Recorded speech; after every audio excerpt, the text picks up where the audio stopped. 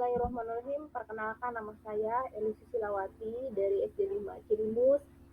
Di sini saya akan memberikan tips dan trik cara membuat aksi nyata untuk di PMM. Bagaimana kita bisa lulus agar aksi nyata tersebut bisa mendapatkan sertifikat. Yang pertama, pelajari modul dari suatu topik secara berurutan.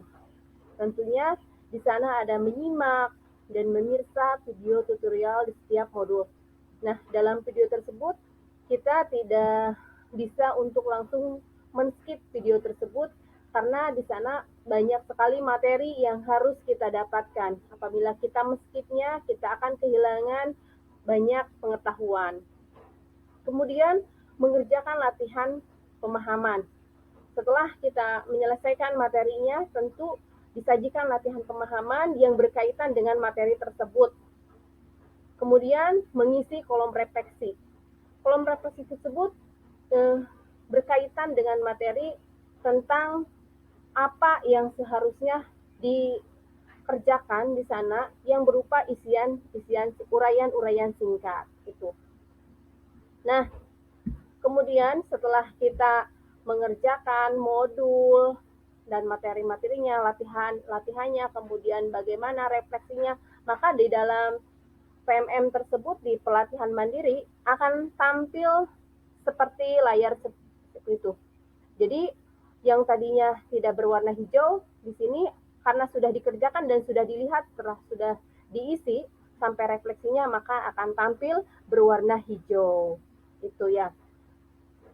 Nah, di bawahnya itu ada kata post-test, yang mana post-test tersebut harus dikerjakan oleh kita sampai betul-betul hal soal tersebut 100, istilahnya bisa betul semua. Nah, tentunya dari pemahaman kita, entah itu dari video atau PDF yang ada di pelatihan platform Merdeka Mengajar.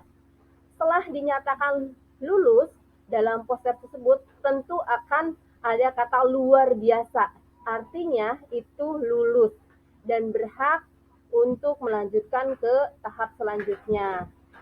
Nah, ini adalah tampilan dari sebuah PMM bahwa kita yang sudah dinyatakan lulus telah mengerjakan sebuah post-test. Jadi ada tanda simbol jempol ya.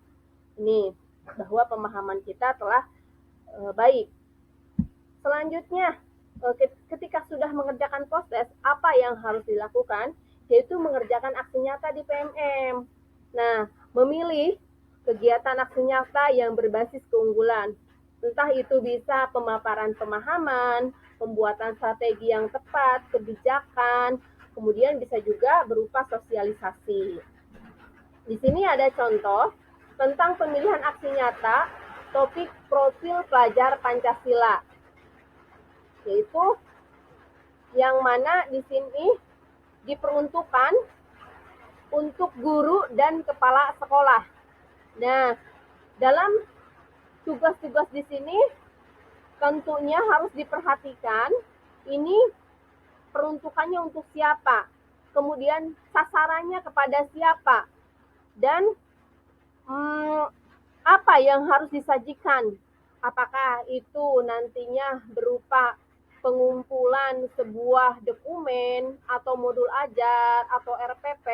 Nah, terus ditampilkan juga harus ada umpan balik. Nah, ini adalah sebuah contoh dari rincian tugas yang ada di aksi nyata.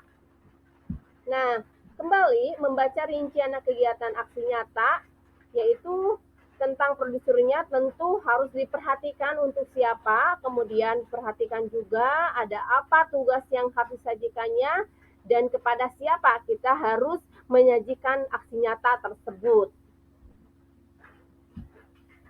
Nah, mendokumentasikan kegiatan aksi nyata tentunya harus mengumpulkan materi yang telah ditugaskan, mengumpulkan bukti kegiatan berupa foto atau video, dan mengumpulkan umpan balik. Entah itu umpan baliknya dari siswa, ataupun dari guru, ataupun dari kepala sekolah, bisa saja untuk dikumpulkan sebagai proses umpan balik.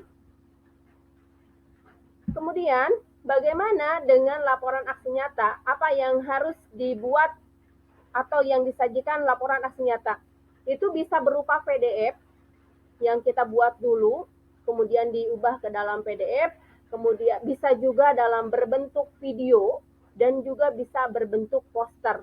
Dalam PDF, video, dan poster itu sudah mencakup beberapa tadi tentang apa yang ditugaskan, materinya, RPP-nya atau modul ajarnya sesuai dengan perintahnya. Kemudian ada foto-fotonya yang berkaitan dengan materi tersebut.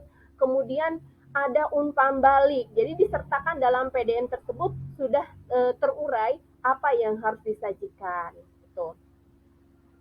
Setelah kita mengunggah aksi nyata ke dalam lembar aksi nyata, tentunya suka ada pertanyaan di sana yang seperti di dalam gambar di sini ada pertanyaan tentang apa yang ketika atau kendala yang dihadapi saat melaksanakan aksi nyata.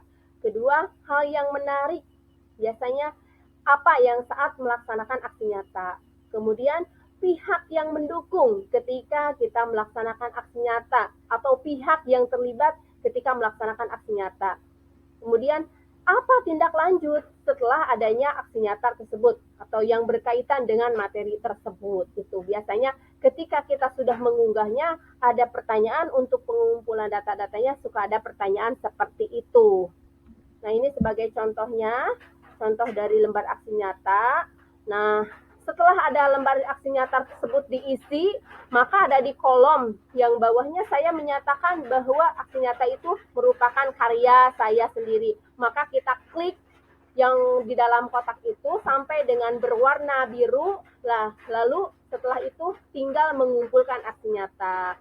Bapak dan Ibu, aksi nyata itu mudah-mudahan bisa dikerjakan dengan baik sesuai dengan apa yang kita alami di sekolah, sesuai kita yang alami di lingkungan kita. Kita tidak perlu banyak harus berpikir atau membuat sesuatu yang sulit, tetapi yang mudah, yang nyaman, yang biasa dilakukan oleh kita, yang dekat dengan lingkungan kita. Insya Allah, kalau kita memenuhi apa yang menjadi prosedur dalam perincian tugas, aksi nyata kita lulus dan mendapatkan sertifikat dari Kemendikbud. Terima kasih. Semoga bermanfaat.